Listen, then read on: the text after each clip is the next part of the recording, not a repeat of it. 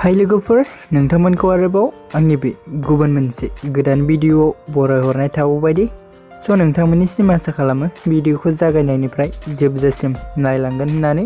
Actually नोंथांमोन बेबायदिनो बर'नि फैनो गोनां गोबां मिउजिक भिडिअ आरो आबुं बर' सावथुनफोरनि बागै मिन्थिबाय थानो थाखाय नोंथांमोना गिबियावनो आंनि गोदान चेनेलखौ साबस्क्राइब खालामना खाथियावनो थानाय बेलनि आइकनखौबो अल प्रेस खालामना लाबानो जाबाय लोगोफोर, जाहाथे आंनि गोदान भिडिअनि नटिफिकेशनफोरा नोंथांमोननि सेराव थाबैनो सौहैयो लोगोफोर।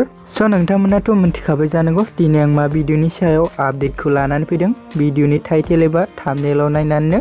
एक्चुअली नोंथांमोन, आं दिनै महारसा बर' प्रडाक्शन बेनारनि आन्डाराव फैनो गोनां मोनसे आबुं मिउजिक भिडिअनि सायाव सुंद' आपडेटखौ लानानै फैदों लोगोफोर। लोगोफोर, बे आबुं मिउजिक भिडिअनि टाइटेलानो जाहैबाय बाजै गेमस्रि लोगोफोर।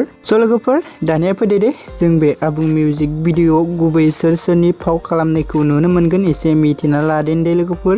लोगोफोर, जों बेयाव गुबैयै फाव खालामनायखौ नुनो मोनगोन महारसा बर' आरो बिथांजोंनो लोगोसे गेमस्रि आरो प्रियंका लोगोफोर।